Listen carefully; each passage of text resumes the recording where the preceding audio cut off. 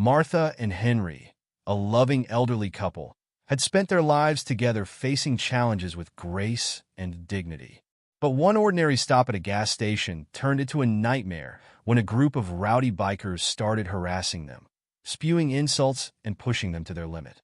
As they tried to keep calm, something happened that no one could have predicted. A cop nearby was silently watching everything unfold. Officer Daniels saw the injustice, but waited, watching carefully, and what he did next would change everything. How did this couple end up being the target of such cruel bullying? And what happened next that led to the bikers being brought to justice in a way no one saw coming? Stay tuned to find out. But before we dive in, let us know where you're watching from today, and if Martha and Henry's story of strength and justice speaks to you. Don't forget to hit that subscribe button. The sun-drenched highway stretched out before them, a ribbon of asphalt cutting through the rolling countryside. Henry's weathered hands gripped the steering wheel, his eyes fixed on the road ahead. Beside him, Martha sat quietly, her silver hair neatly tucked beneath a colorful scarf. The couple had been driving for hours, but neither seemed to mind the journey. 50 years, Henry mused, breaking the comfortable silence. Can you believe it, Martha? 50 years of marriage. Martha's eyes crinkled as she smiled, reaching out to pat her husband's arm. Sometimes it feels like yesterday, doesn't it? Other times it feels like we've lived 100 lifetimes, Henry finished, chuckling softly. The car hummed along, carrying them towards their anniversary destination. This road trip had been months in the planning, a chance to revisit old haunts and create new memories. For Henry and Martha, it was more than just a vacation. It was a celebration of their endurance, their love, and the life they had built together against all odds. As they drove, memories flooded back, some sweet, others bitter. Martha's mind wandered to their early days, when holding hands in public could invite scorn or worse. She remembered the marches, the sit-ins, the constant fear that nipped at their heels like a hungry dog. Remember that diner in Alabama? Henry asked, as if reading her thoughts. The one where they wouldn't serve us. Martha nodded, her expression a mix of sadness and pride. And you stood up and said, "We'll wait as long as it takes." We sat there for hours, until that young waitress finally brought us coffee, Henry added, a hint of triumph in his voice. Sometimes, all it takes is one person to do the right thing. They fell silent again, both lost in thought. The landscape outside the window changed, small towns giving way to open fields, then back to clusters of buildings. Each mile brought new reflections, reminders of how far they had come and how far the world still had to go. You know, Henry, Martha said after a while, I've been thinking about all the kindness we've seen over the years. Remember Mrs. Johnson? How she'd bring us casseroles every Sunday after church? Henry nodded, a warm smile spreading across his face.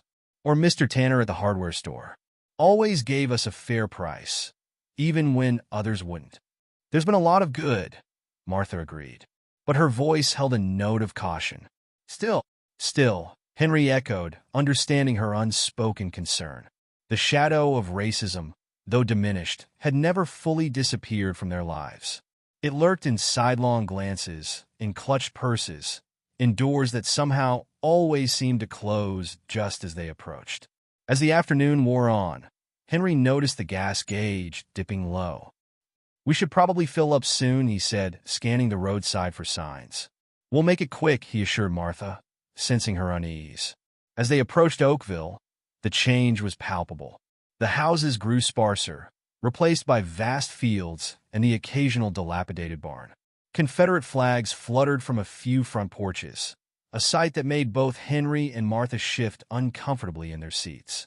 The gas station appeared on the outskirts of town, a weathered building with peeling paint and ancient pumps.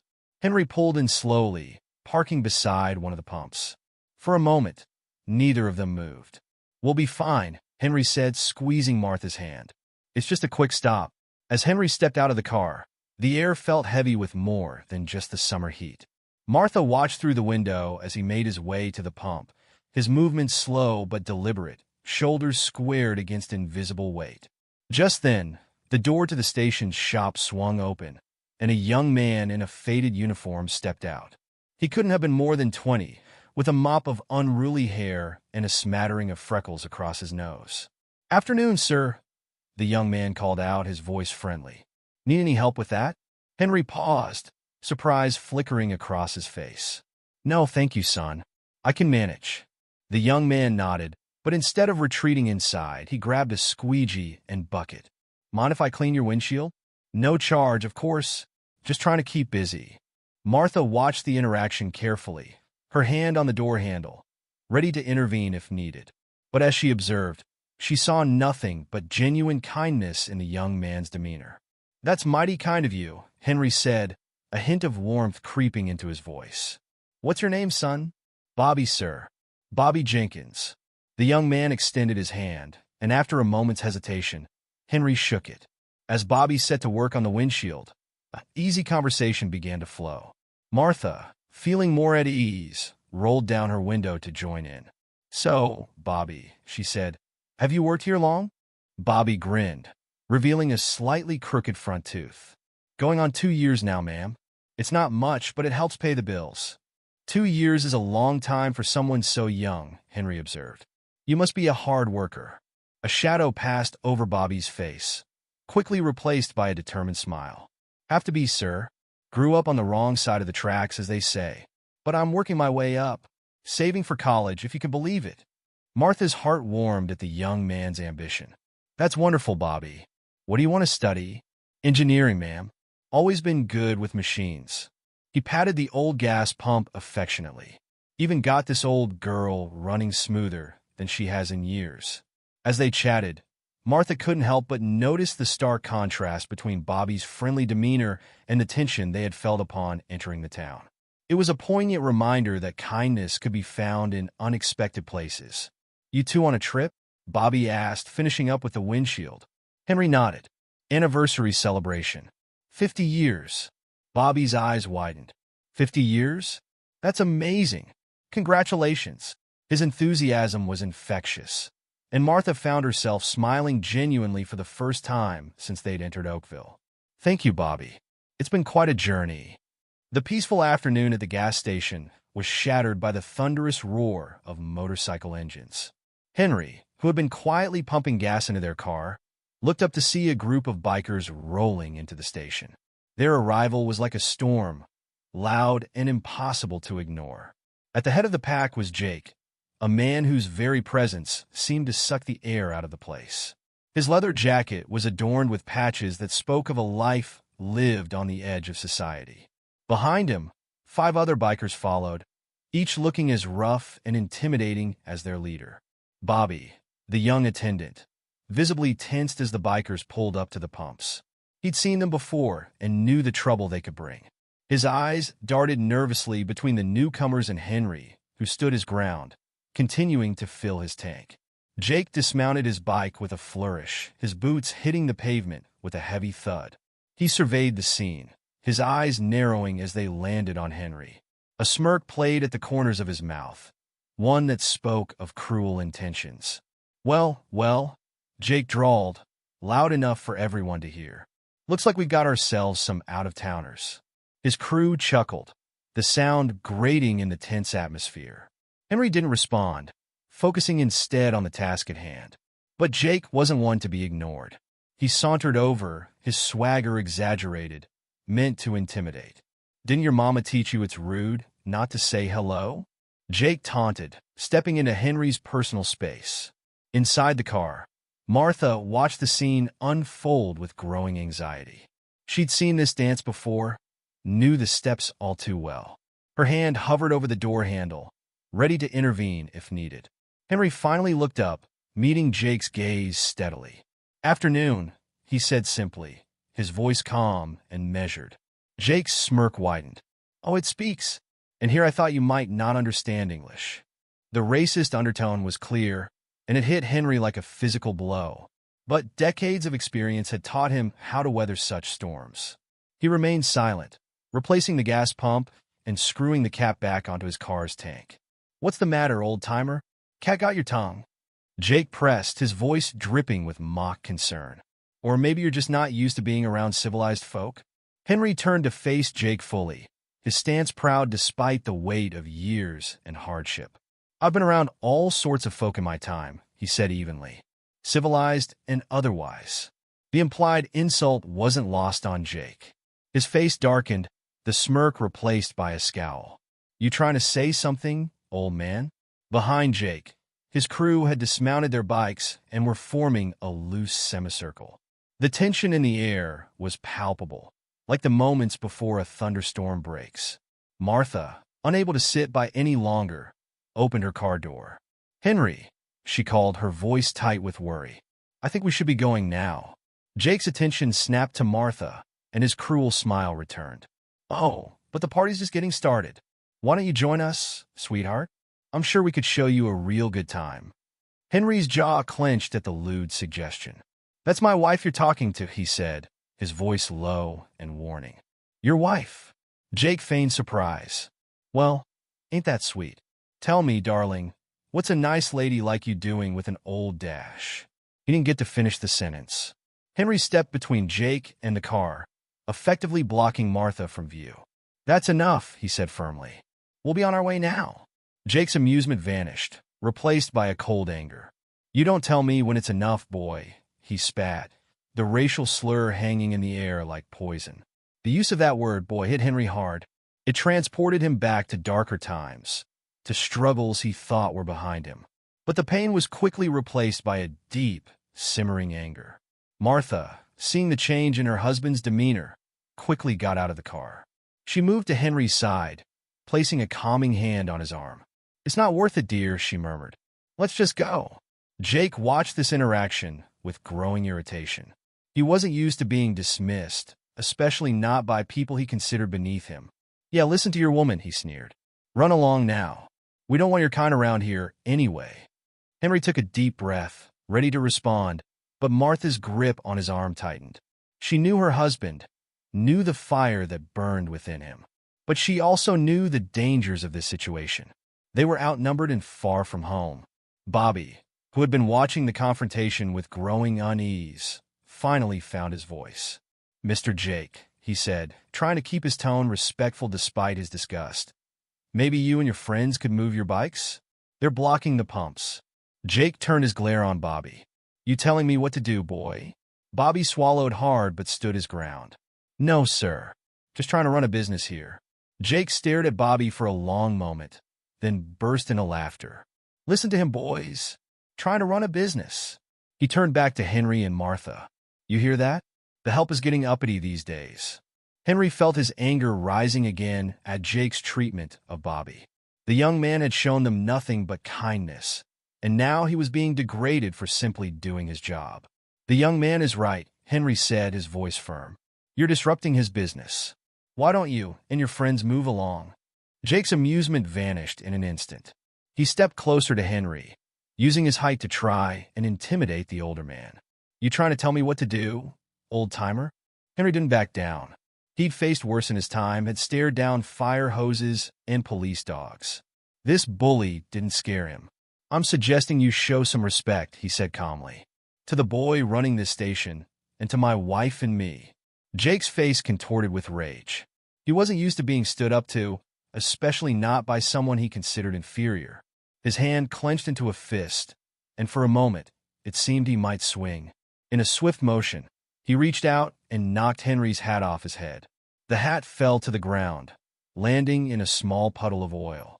The other bikers laughed, a harsh, grating sound that seemed to echo across the gas station.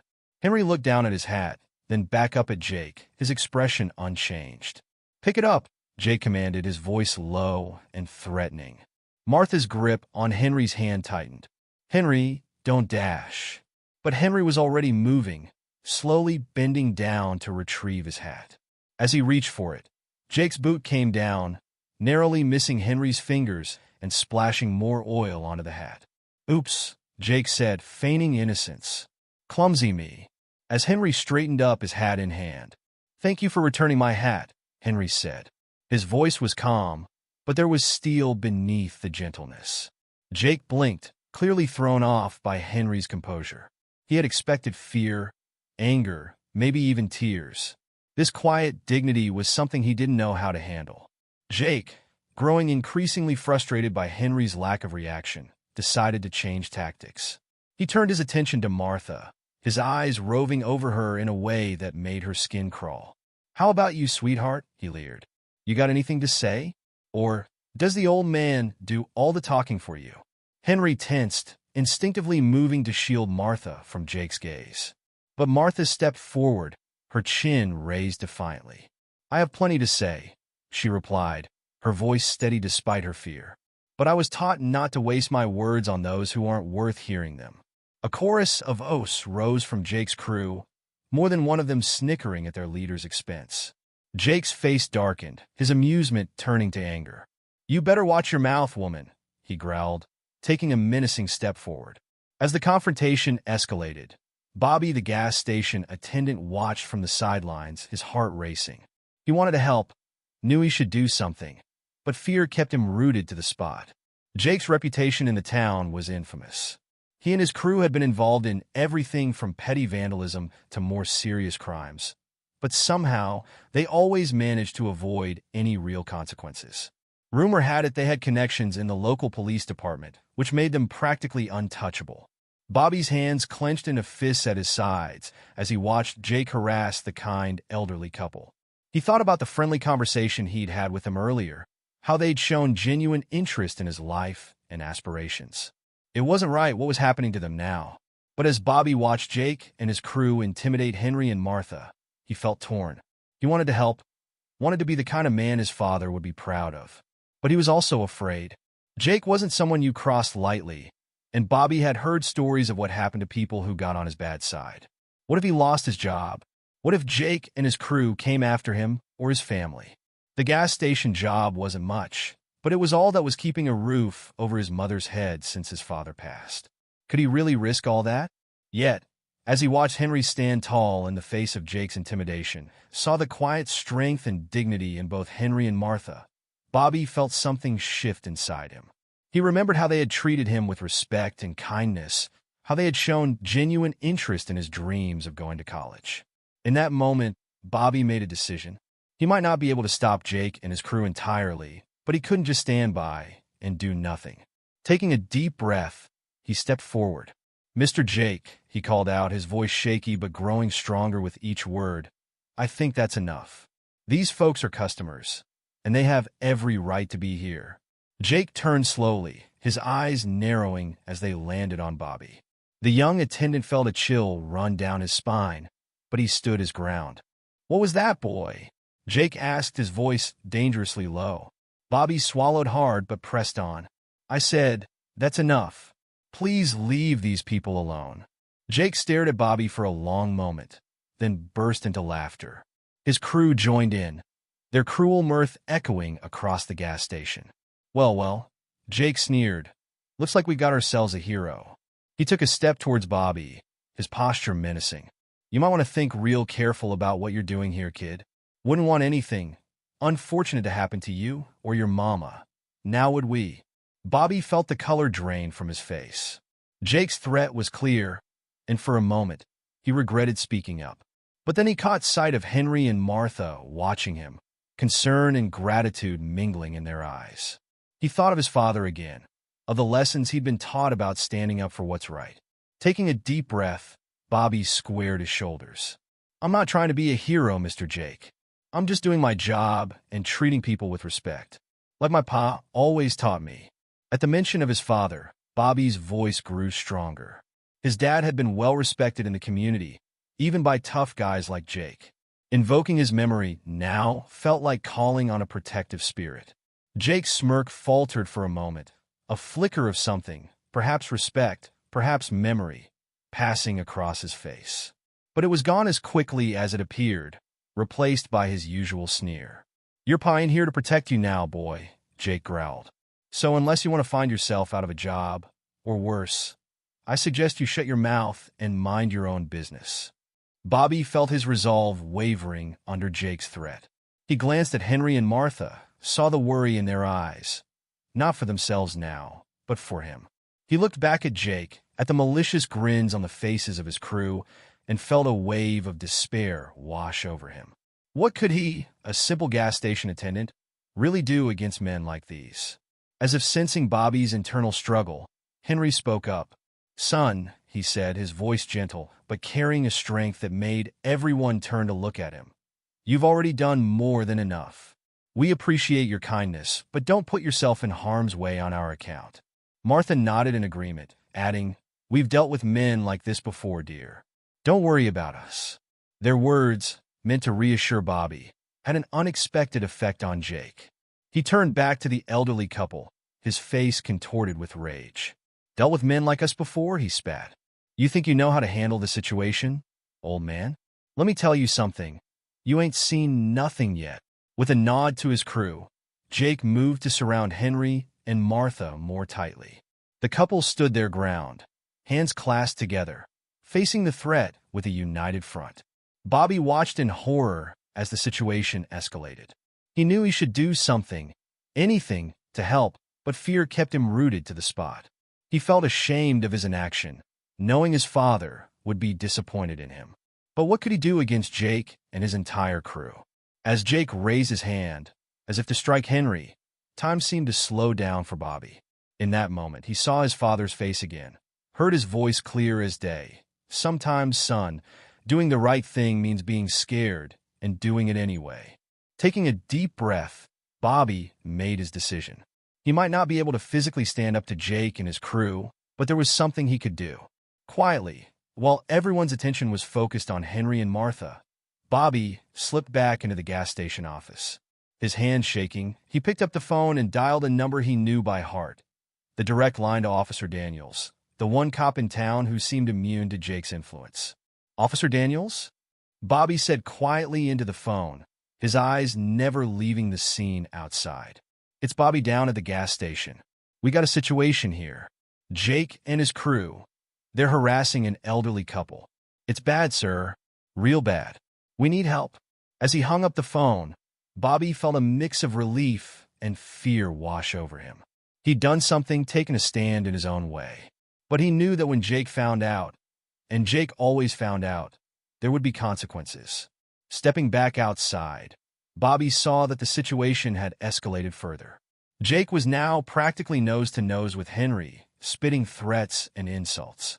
Martha stood beside her husband, her face pale but determined. Officer Michael Daniels pulled his patrol car to a stop just out of sight of the gas station. He'd been on his way back to the station when the call came in about a disturbance. As he peered through the windshield, he could see the group of bikers surrounding an elderly couple. His jaw clenched at the sight. Daniels had only been in this small town for a few months, transferred from the bustling streets of Chicago. The change had been a culture shock, to say the least. Here, in this sleepy southern town, the crimes were different, the tensions more deeply rooted, and the politics were a whole other beast. As he watched the scene unfold, Daniel's mind drifted back to his father's words on his first day at the police academy. "Remember, son, the badge isn't just a piece of metal. It's a promise to protect and serve everyone, no matter who they are or where they come from. Sometimes that promise will cost you, but it's a price worth paying." His father, James Daniels, had been a legend in the Chicago PD. Known for his unwavering integrity, he had stood against corruption within the force, even when it cost him promotions and made him unpopular among his peers. But he never wavered, never compromised his principles. It was a legacy that Michael felt both proud and burdened to uphold. Now, as he watched Jake and his crew intimidate the elderly couple, Daniels felt that familiar internal struggle. He knew Jake's reputation, knew the biker had connections in town that made him virtually untouchable. Stepping in now could cost Daniels his standing in the department, maybe even his job. But how could he call himself his father's son if he stood by and did nothing? Daniel's hand hovered over the door handle, his mind racing. He needed to assess the situation carefully. Rushing in might only escalate things, potentially putting the elderly couple in more danger.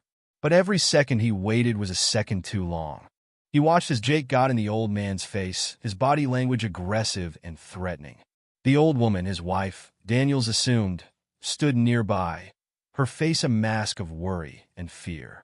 Yet there was a strength in her stance, a resilience that spoke of years of facing down such hatred.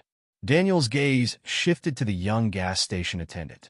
The boy, Bobby, if you remember correctly, looked torn, his body language screaming of internal conflict. Daniels had met Bobby a few times since coming to town, had seen the potential in the young man. But the smile faded quickly as he saw Jake shove the old man. That was it. It was time to act. Daniels stepped out of his car, adjusting his hat and straightening his uniform. He took a deep breath, channeling every ounce of authority he possessed. Then, with purposeful strides, he approached the scene. "That's enough," his voice boomed across the gas station, causing everyone to freeze. "Step away from them, Jake. Now!" Jake's head snapped around, surprise quickly replaced by a sneer. "Well, if it ain't Officer Daniels. Come to join the party." Daniels kept his face impassive as he closed the distance. "I said step away. All of you. Now!" For a moment, it seemed like Jake might comply. But then that cocky grin spread across his face again. Now, officer. No need to get all worked up. We're just having a friendly chat with our new friends here. Ain't that right, old-timer?" The elderly man didn't respond, his eyes locked on Daniels, a mix of relief and wariness in his gaze. Daniels turned his attention fully to Jake. "Last warning, Jake. Step away, or I'll have you all brought in for disturbing the peace, harassment, and anything else I can think of on the way to the station."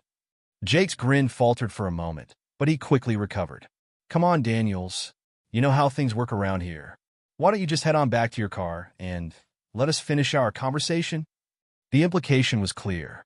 Jake was used to the local police looking the other way, whether out of fear or because they were on his payroll. But Jake had severely underestimated Michael Daniels. "Things work differently now, Jake," Daniels said, his voice low and dangerous. "I don't care who you think you know or what strings you think you can pull. Right now, you're harassing these people, and that stops. Immediately." Jake's face darkened, the facade of friendliness dropping away. "You're making a big mistake, Daniels. You really want to do this? For them?" He jerked his thumb towards the elderly couple. Daniels didn't even blink. "No, Jake. The mistake was yours the moment you decided to harass innocent people. Now, I won't tell you again. Back off." The tension in the air was palpable. Daniels could see Jake's crew shifting nervously, clearly not used to being challenged like this. But Jake wasn't backing down. "You know what, Daniels? I don't think I will back off. What are you going to do about it, huh? Arrest me? On what charges?" Daniels smiled, but there was no warmth in it. "Well, let's see. Harassment, disturbing the peace, threatening behavior. Oh, and let's not forget attempted assault when you shove this gentleman here. That's just for starters. I'm sure I can come up with more on the way to the station." Jake's face contorted with rage. "You've got nothing, and you know it. It'll be my word against theirs, and we both know how that'll go down in this town." "Actually," Daniels said calmly, "it'll be your word against mine. As a sworn officer of the law, my testimony carries a lot of weight. And unlike some, I don't have a history of lying under oath." The jab hit home. Jake's face flushed red, his hands clenching into fists at his sides. For a moment, Daniels thought he might actually take a swing. Part of him almost hoped it would make arresting him that much easier. But then, one of Jake's crew, a wiry man with a scraggly beard, made a crucial mistake. In a moment of panic or misguided loyalty, he reached into his jacket and pulled out a switchblade. Time seemed to slow down. Daniels saw the glint of metal, heard the collective gasp from the onlookers. Without hesitation, he moved in one fluid motion. Daniels closed the distance between himself and the man with the knife. His hand shot out, gripping the man's wrist and twisting sharply. The switchblade clattered to the ground as the man yelped in pain. "On your knees!" Daniels barked, using the man's momentum to force him down. "Hands behind your back." The rest of the bikers stood frozen, clearly shocked by the sudden turn of events. Jake's face had gone pale, the reality of the situation finally sinking in. As Daniels cuffed the man with the knife, he called out, "The rest of you, hands where I can see them. Now!" Slowly, reluctantly, the bikers raised their hands. All except Jake, who stood rooted to the spot, his face a mask of disbelief and rage. "Jake," Daniels said, his voice deceptively calm. "I'm only going to say this once. Put your hands where I can see them, or you'll be joining your friend here on the ground." For a long moment, Jake didn't move. His eyes darted around, perhaps looking for an escape route, or maybe hoping for some miraculous intervention. But none came. Finally, with a snarl of defeat, Jake raised his hands. "This isn't over, Daniels," he spat. "You've made a big mistake." Daniels ignored the threat, focusing instead on securing the scene. He could hear sirens in the distance. Backup was on its way. Good. He'd need help processing all these arrests. As he moved to cuff Jake, Daniels became acutely aware of the elderly couple still standing nearby. The woman had moved to her husband's side, clutching his arm tightly. Her face was pale, her eyes wide with a mix of fear and disbelief at the scene unfolding before her. "Ma'am, sir," Daniels called out, keeping one eye on Jake as he secured the cuffs. "Are you all right? Are either of you hurt?" The old man shook his head. "We're fine, officer. Thank you." His voice was steady, but Daniels could hear the slight tremor underneath, the shock of what had just happened. "Henry," the woman said softly, her voice quavering, "perhaps we should—" "It's all right, Martha," the man Henry assured her. "It's over now. We're safe." Daniels felt a pang in his chest at the woman's obvious distress. How many times had they faced situations like this? How many times had they been harassed, threatened, made to feel unwelcome simply because of the color of their skin? As backup arrived and the other officers began processing the scene, Daniels made his way over to Henry and Martha. "I'm Officer Michael Daniels," he said gently. "I'm so sorry you had to experience this. I'd like to take your statement if you're up for it, but if you need a moment, that's completely understandable." Martha managed a weak smile. "Thank you, Officer Daniels. You were very brave." Daniels shook his head. "No, ma'am. I was just doing my job. You two are the brave ones, standing strong in the face of such hatred." Henry's eyes met Daniels, and in that moment, a wordless understanding passed between them. Two men, generations apart, both fighting the same battle for justice and equality. "We've seen worse," Henry said quietly, "but it never gets easier." Daniels nodded, a lump forming in his throat. "I can only imagine. But please know, as long as I'm here, I'll do everything in my power to make sure nothing like this happens again." As he took their statement, Daniels couldn't help but reflect on the gravity of what had just transpired. He had taken a stand, drawn a line in the sand. There would be consequences, he knew. Jake's threats weren't idle. He did have connections, and Daniels had just made some powerful enemies. But looking at Henry and Martha, hearing their story of a lifetime of facing down such hatred with dignity and strength, Daniels knew he had made the right choice. His father's words echoed in his mind. The badge is a promise. Today he had kept that promise. As the scene began to clear, Daniels noticed Bobby hovering nearby, his face a mix of awe and anxiety. "Bobby," he called out, "can I have a word?" The young man approached nervously. "Yes, Officer Daniels?" "I want to commend you for making that call," Daniels said quietly. "It took real courage to stand up to Jake and his crew, even indirectly.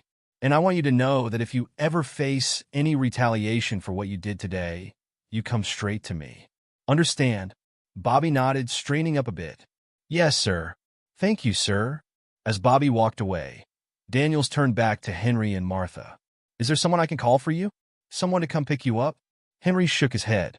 "No, thank you, officer. We'll be all right. We've come this far. We can make it a little further." Martha squeezed her husband's hand, a gesture that spoke volumes about their years together, the strength they drew from each other. Daniels nodded, respecting their resilience. "All right. But please, if you need anything at all, don't hesitate to call the station and ask for me."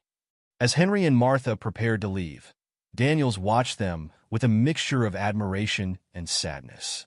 They had faced so much, endured so much, and yet here they were, still standing tall, still moving forward.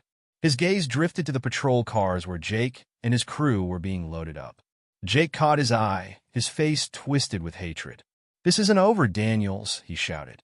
"You'll regret this." Daniels didn't respond. He didn't need to. His actions today spoke louder than any words could. As the last of the patrol cars pulled away, Daniels found himself alone at the gas station. The events of the day weighed heavily on him. He knew he had just painted a target on his back. The coming days and weeks wouldn't be easy. But as he climbed into his own patrol car, Daniels felt a sense of peace settle over him. He had done the right thing, had lived up to the legacy his father had left him. Whatever came next, he would face it with the same courage and integrity he had shown today. Daniels started his car, ready to head back to the station and face the mountain of paperwork that awaited him. But before he pulled out, he took one last look at the gas station in his rearview mirror. This small, unremarkable place had become the stage for a pivotal moment, not just in his career, but in the ongoing struggle for justice and equality in this town. It was a small victory, perhaps in the grand scheme of things, but small victories added up. They had to. As he pulled onto the road, Daniels made a silent promise to himself, to Henry and Martha, to Bobby, and to every other person in this town who had ever faced discrimination or injustice. He would continue to stand up, to fight the good fight, no matter the cost. Because that's what the badge meant. That's what it meant to be his father's son. And that's what it meant to be a true guardian of justice in a world that so desperately needed it. The road stretched out before him, leading back to the station where he knew a storm was brewing. But Daniels was ready for it. He had made his choice, had taken his stand, and come what may, he would face it head-on, with the same courage and conviction he had shown today. As he drove, Daniels couldn't help but think about Henry and Martha. Their strength, their dignity in the face of such ugliness, had left a profound impact on him. He wondered about their story, about the lives they had lived and the challenges they had overcome. In that moment, Daniels made another silent promise. He would find a way to reach out to them, to learn from them. Their experiences, their wisdom, could be invaluable in his efforts to bring about real change in this town. The sun was setting as Daniels pulled into the station parking lot. He sat in his car for a moment, gathering his thoughts, preparing himself for the battle ahead. He knew that his actions today would have repercussions. There would be those in the department who wouldn't understand, who might even see his intervention as a betrayal of some unspoken code. But as he stepped out of his car and walked towards the station doors, Daniels felt a renewed sense of purpose. He had sworn an oath to protect and serve all people, regardless of their race, creed, or color. Today, he had lived up to that oath in the truest sense, and that, Daniels knew, was a cause worth fighting for, no matter the cost. Officer Michael Daniels sat at his desk, the harsh fluorescent lights of the police station casting long shadows across the incident report he was filling out. The events of the afternoon played on repeat in his mind as his pen scratched across the paper, detailing the confrontation at the gas station. He'd been at the station for hours now, processing the arrests of Jake and his crew, fielding calls from superiors, and deflecting not-so-subtle hints that he should reconsider his course of action. But Daniels remained resolute. He knew he had done the right thing, even if it meant making powerful enemies. As he signed off on the last of the paperwork, a knock on his office door made him look up. It was Captain Reynolds, his face a mask of carefully controlled neutrality. "Daniels," the captain said, his voice gruff. "A word?" Daniels nodded, bracing himself for what he knew was coming. He followed Reynolds into his office, closing the door behind him. The captain settled into his chair with a heavy sigh, fixing Daniels with a hard stare. "You've stirred up quite the hornet's nest today, Daniels." "I was just doing my job, sir," Daniels replied evenly. Reynolds leaned back, his chair creaking under his weight. "Your job, huh? And tell me, does your job involve making enemies of half the town? Because that's what you've done today." Daniels felt his jaw clench, but kept his voice steady. "With all due respect, sir, my job is to protect and serve all members of this community. That's exactly what I did today." The captain's eyes narrowed. "You arrested Jake Hawkins and his entire crew. Do you have any idea who Jake's connected to in this town?" "I'm aware of the rumors, sir," Daniels said. "But that doesn't change the fact that they were harassing an elderly couple and brandished a weapon when confronted." Reynolds rubbed his temples, looking suddenly tired. "Daniels, I'm going to be straight with you. There are people in this town, powerful people, who aren't happy about what you did today. They're calling for your badge." Daniels felt a chill run down his spine, but he stood his ground. "And what do you think, Captain?" For a long moment, Reynolds was silent, studying Daniels with an unreadable expression. Finally he spoke. "I think you're either the bravest or the most foolish cop I've ever met. Maybe both." He leaned forward, his voice dropping. "Listen, Daniels. I've been in this town a long time. I've seen how things work here. It's not always pretty, but it's kept the peace." "At what cost, sir?" Daniels countered. "At the cost of allowing people like Jake to terrorize innocent citizens?" Reynolds held up a hand. "I'm not saying it's right, but it's the reality we've been dealing with. You can't just come in here and upset the whole apple cart in one day." Daniels felt his frustration rising. "So, what would you have had me do? Stand by and watch as they harass that couple?" "Of course not," Reynolds said, a hint of irritation creeping into his voice. "But there are ways to handle these situations without making powerful enemies. A warning, maybe, or a minor charge that wouldn't stick." Daniels shook his head. "That's not good enough, sir. Not for me. I took an oath to uphold the law and protect the people of this town. All the people. I intend to honor that oath, no matter who it upsets." Reynolds stared at him for a long moment, then let out a heavy sigh. "You remind me of myself when I first started on the force, full of ideals and determination to change the world." His expression softened slightly. "I admire your conviction, Daniels. I really do.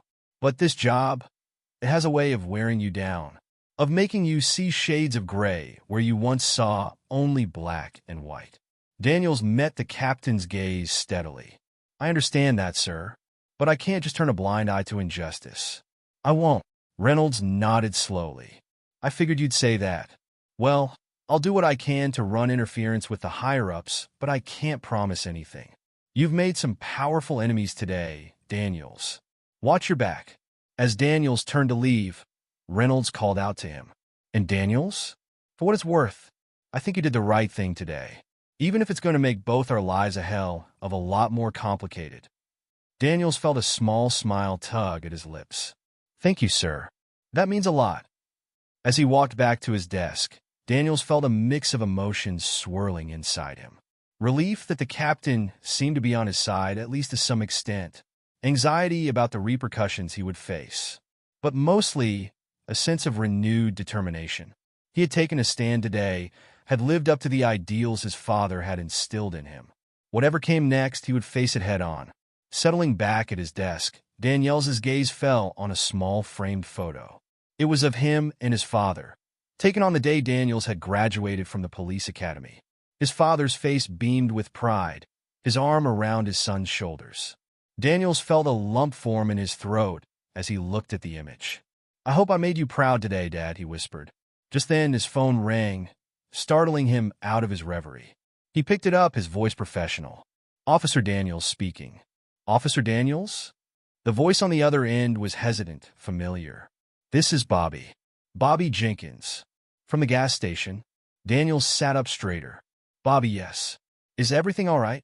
There was a pause, and Daniels could hear Bobby take a shaky breath. I don't know, sir. I've been getting some strange calls, and when I left work, I could swear someone was following me home." Daniels felt his stomach tighten. He had been so focused on the potential backlash against himself, he hadn't considered the danger Bobby might be in. "Bobby, listen to me carefully. Are you at home now?" "Yes, sir." "Good. Lock all your doors and windows. Don't answer the door for anyone.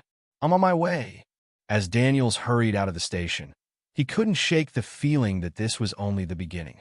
The events at the gas station had set something in motion, something that threatened to unravel the delicate balance of power in this small town.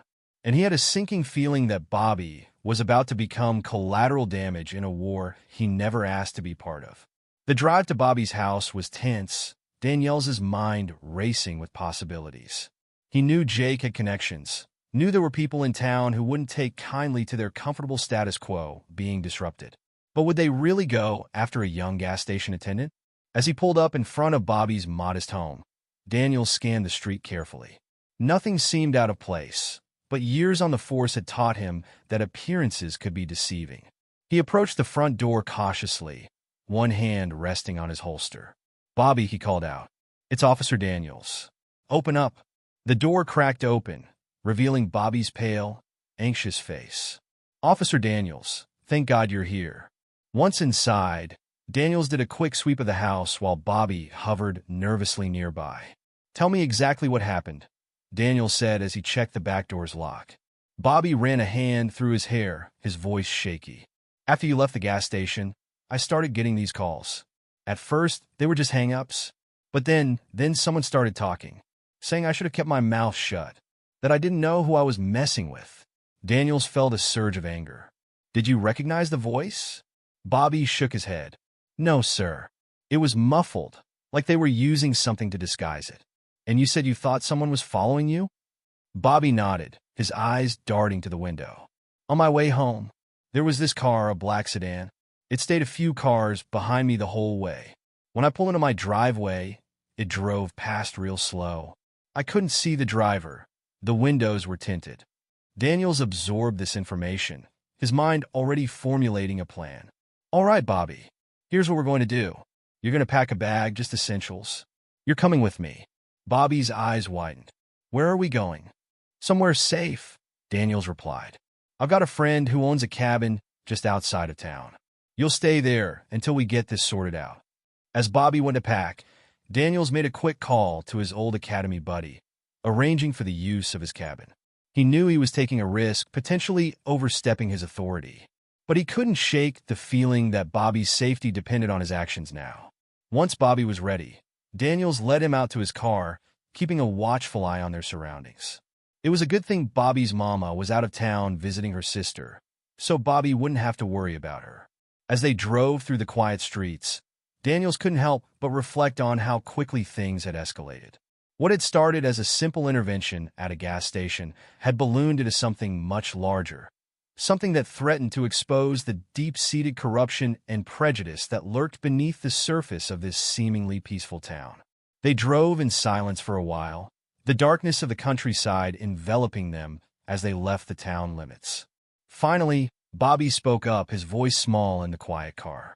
"Officer Daniels, can I ask you something?" Daniels glanced over at him. "Of course, Bobby. What is it?" Bobby hesitated, fiddling with the strap of his backpack. "Why are you doing all this? For me, I mean? You don't even know me." Daniels was quiet for a moment, considering his answer. "Because it's the right thing to do, Bobby. You stood up for what was right today, even though it was scary. You showed real courage. And now it's my turn to stand up for you." Bobby nodded slowly, seeming to mull this over. "My dad, he always used to say that doing the right thing isn't always easy, but it's always worth it." Daniels felt a smile tug at his lips. "Your dad sounds like a wise man." "He was," Bobby said softly, and Daniels caught the use of past tense. They lapsed into silence again, each lost in their own thoughts as the miles rolled by. As they turned onto a dirt road leading into the woods, Daniels couldn't shake the feeling that they were at the beginning of something much bigger than either of them realized. The cabin was small but cozy, nestled in a clearing surrounded by towering pines. As Daniels helped Bobby settle in, he laid out some ground rules. "Stay inside as much as possible. Keep the curtains drawn. I'll come by every day to check on you and bring supplies." Bobby nodded, looking around the cabin with a mix of anxiety and relief. "How long do you think I'll need to stay here?" Daniels sighed. "Honestly, Bobby, I don't know. Until we can ensure your safety back in town. Until we can get to the bottom of what's really going on." As he prepared to leave, Daniels placed a reassuring hand on Bobby's shoulder. "You did a brave thing today, Bobby. Don't ever forget that. What's happening now? It's not your fault. It's the fault of those who think they can use fear and intimidation to control others." Bobby managed a small smile. "Thank you, Officer Daniels, for everything." On the drive back to town, Daniels' mind was racing. He knew that hiding Bobby away wasn't a long-term solution. He needed to get to the root of the problem, to expose the corruption that allowed men like Jake to operate with impunity. But as he pulled into the station parking lot, Daniels was struck by a sudden realization. He couldn't do this alone. He needed allies, people who shared his commitment to justice and weren't afraid to rock the boat. His thoughts turned to Henry and Martha, the elderly couple from the gas station. They had faced a lifetime of discrimination and injustice, yet they still stood tall, still fought for what was right. Maybe they could offer some insight, some perspective on the deep-seated issues plaguing the town. With a newfound sense of purpose, Daniels made a decision. Tomorrow, he would seek out Henry and Martha. He would listen to their stories, learn from their experiences, and together, perhaps they could start to build a coalition of those who believed in justice and equality for all. As he walked into the station, Daniels felt the weight of the day's events pressing down on him. But mixed with the exhaustion and anxiety was a spark of hope. He had taken a stand today, had refused to look the other way in the face of injustice. And though the road ahead would be difficult, he knew in his heart that it was a road worth traveling. The next morning dawned bright and clear, a stark contrast to the turmoil Daniels felt inside. He had barely slept, his mind racing with thoughts of Bobby hidden away in the cabin, of Jake and his crew sitting in jail cells, of the unknown forces moving against him in the shadows. As he sipped his coffee, Daniels formulated a plan. He would start by tracking down Henry and Martha. Their statement from yesterday's incident gave an address, a small house on the outskirts of town. He'd pay them a visit, off the clock and out of uniform. He needed to understand their perspective, to hear their stories unfiltered by the formal constraints of police procedure. Before heading out, Daniels made a quick call to the cabin, relieved to hear Bobby's voice on the other end. The young man sounded tired but safe. Daniels promised to bring more supplies later in the day. As he drove through town towards Henry and Martha's house, Daniels couldn't help but notice the sidelong glances and whispers that followed his patrol car. News traveled fast in small towns, and it was clear that word of yesterday's confrontation had spread. Some faces showed approval, others thinly veiled hostility. Daniels steeled himself, knowing that the division he was seeing was just the surface of a much deeper rift in the community. He pulled up in front of a modest single-story house, its paint faded but the small garden out front meticulously maintained. Taking a deep breath, Daniels approached the front door and knocked. After a moment, the door opened, revealing Martha's surprised face. "Officer Daniels," she said, her voice a mix of confusion and concern. "Is everything all right?" Daniels smiled reassuringly. "Everything's fine, Mrs. Johnson. I hope I'm not intruding, but I was hoping I could speak with you and your husband for a few minutes. Off the record." Martha hesitated for just a moment before her face softened into a warm smile. "Of course, come in. And please call me Martha." As Daniel stepped inside, he was struck by the warmth of the home. Photos lined the walls, telling the story of a long life lived with love and perseverance. Henry sat in an armchair by the window, looking up from his newspaper as Daniels entered. "Officer Daniels," Henry said, his voice strong despite his age. "This is an unexpected pleasure." Daniels shook Henry's offered hand, feeling the strength still present in the older man's grip. "Please call me Michael. I hope you don't mind me dropping by unannounced." "Not at all," Martha said, gesturing for Daniels to take a seat. "Can I get you some tea? Or coffee, perhaps?" "Tea would be wonderful, thank you," Daniels replied, settling onto the couch. As Martha bustled off to the kitchen, Henry fixed Daniels with a penetrating gaze. "Something tells me this isn't a social call, Michael. What's on your mind?" Daniels leaned forward, his elbows on his knees. "You're right, it's not just social. I wanted to talk to you both about what happened yesterday. And, well, I was hoping to hear more about your experiences in this town." Henry's eyebrows rose slightly. "Our experiences? That's quite a broad topic, young man." Martha returned with a tray of tea, setting it down on the coffee table. As she poured, she asked, "Why the sudden interest in our experiences, Michael?" Daniels accepted a cup with a nod of thanks. "Because I think they're important. What happened yesterday at the gas station, it wasn't an isolated incident, was it?" Henry and Martha exchanged a look, a lifetime of shared experiences passing between them in that single glance. "No," Henry said finally, his voice heavy with memories. Martha settled into her chair, cradling her teacup. "We've lived in this town for over 40 years, Michael. We've seen a lot of changes, some for the better, some not so much." Henry nodded, his eyes distant with memories. "When we first moved here, it was tough. We were one of the first black families in the neighborhood. People weren't shy about letting us know we weren't welcome. But we stood our ground," Martha added, reaching out to squeeze her husband's hand. We believe that by living our lives with dignity and determination, we could change hearts and minds. Daniels leaned forward, captivated by their story. And did you? Change hearts and minds, I mean? Henry chuckled softly. Some. Over time we made friends. Good friends. People who saw us as neighbors, as fellow human beings, not just as a color. But there were always others, Martha said, her voice tinged with sadness. Those who held on to their prejudices, who passed them down to their children. Like Jake and his crew, Daniels murmured.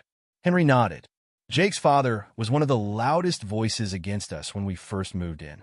Looks like the apple didn't fall far from the tree. Daniels took a sip of his tea, processing this information. So the incident at the gas station, it's part of a much deeper problem. A problem with deep roots, Henry confirmed. But Michael, what you did yesterday, it was a step in the right direction. For the first time in a long while, we felt like someone in authority was truly on our side. Daniels felt a mix of pride and determination swell in his chest. I meant what I said yesterday. As long as I'm here, I'll do everything in my power to ensure everyone in this town is treated fairly and with respect. Martha smiled warmly. We believe you, Michael, but it won't be easy. There are powerful forces in this town that benefit from the status quo.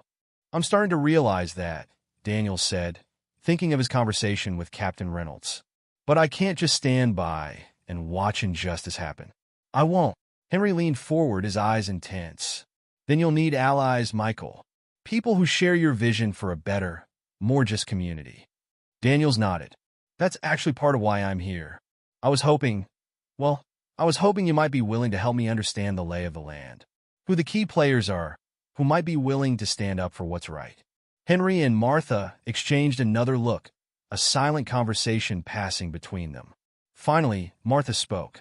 We'd be honored to help, Michael, but you need to understand the risks. Standing up to the established order in this town, it can have consequences. I'm prepared for that, Daniels said firmly. Whatever the cost, it's worth it to build a community where everyone feels safe and respected. Over the next hour, Henry and Martha painted a picture of the town's complex social and political landscape. They spoke of other families who had faced discrimination, of small business owners who had stood up for equality at great personal cost, of young people eager for change but unsure how to make it happen. As Daniels listened, he felt a plan beginning to form in his mind. A coalition of concerned citizens, working together to bring about positive change in the community. It wouldn't be easy, and it wouldn't happen overnight. But it was a start. As he prepared to leave, Daniels felt a renewed sense of purpose. Thank you both, he said, shaking their hands warmly. Your insights are invaluable.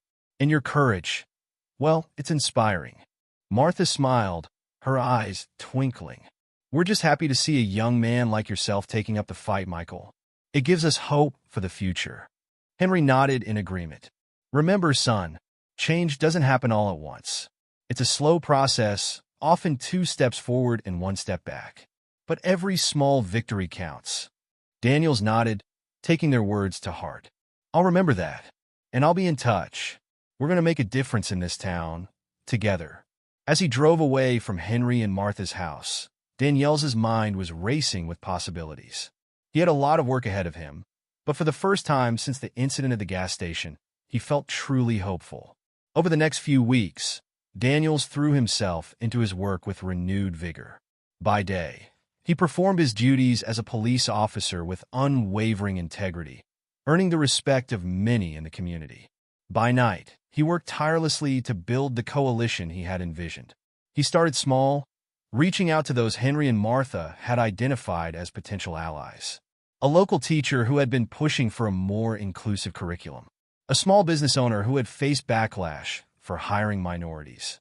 A group of high school students who had been trying to start a social justice club. Slowly but surely, the coalition began to take shape.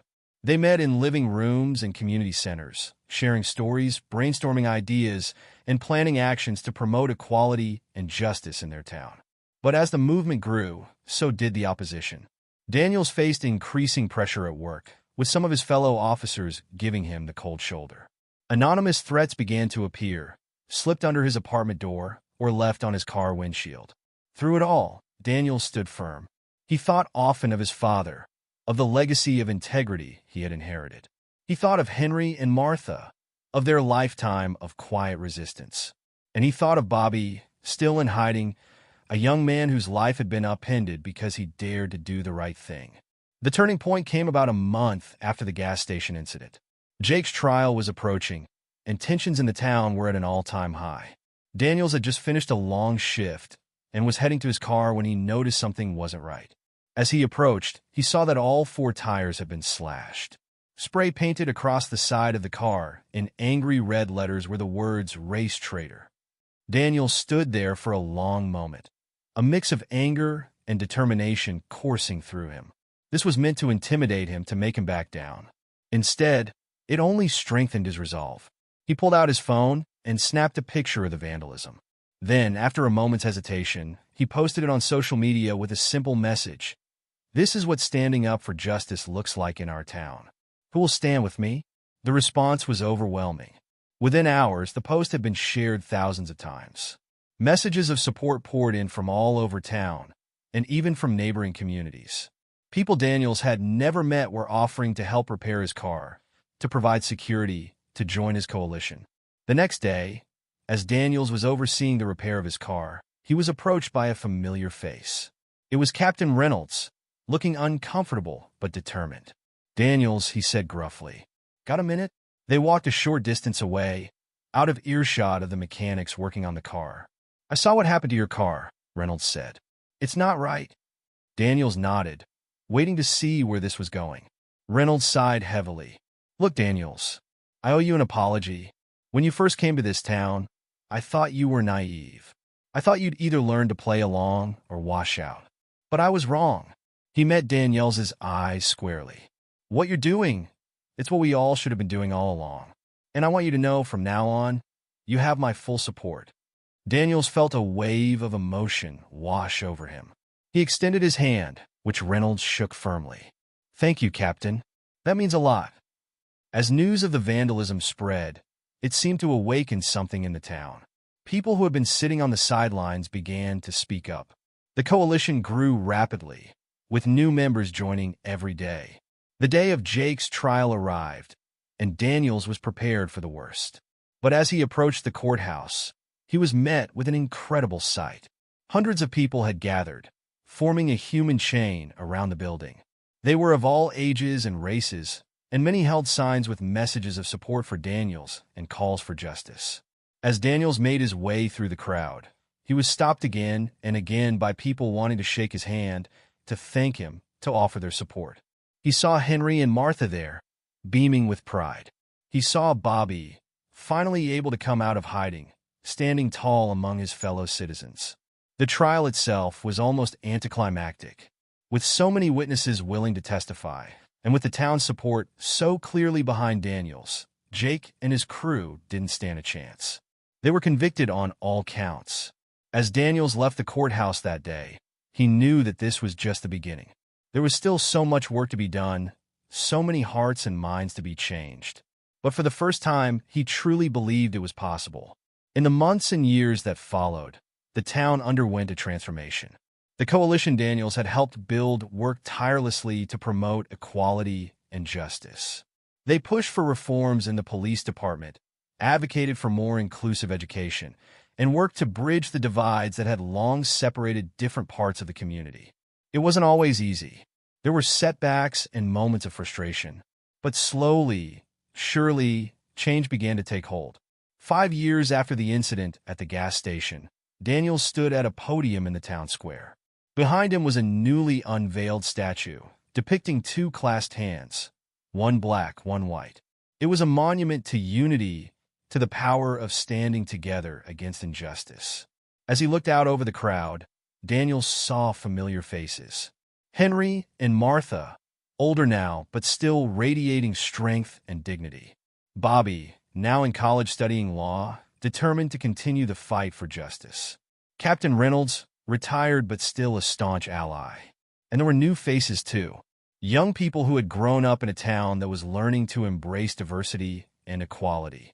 Families who had moved to the area, drawn by its reputation as a welcoming community. Daniels cleared his throat and began to speak. 5 years ago, a simple act of standing up against injustice set us on a new path. It wasn't an easy path. It required courage, determination, and a willingness to face uncomfortable truths. But look at where it has led us. He gestured to the diverse crowd before him. Today, we stand united. Not perfect, not without our challenges, but committed to the idea that every person deserves respect, dignity, and equal treatment under the law. As he concluded his speech, Daniels felt a profound sense of gratitude. Gratitude for the courage of those who had stood with him from the beginning. Gratitude for a community that had found the strength to change. And gratitude for the legacy of his father, whose lessons in integrity and justice had guided him every step of the way. The crowd erupted in applause, and as Daniels stepped down from the podium, he was engulfed in a sea of handshakes and hugs. In that moment, surrounded by the community he had helped to transform, Officer Michael Daniels knew that he had truly honored his badge and the promise it represented. The road ahead would still have its challenges, but Daniels was ready to face them. Because he knew now, more than ever, that when good people stand together, real change is possible. And in this small town that had found the courage to confront its past and reshape its future, that change was just beginning. If this story moved you, don't forget to subscribe for more inspiring tales and share your thoughts in the comments below. What would you have done if you were in Officer Daniels' shoes?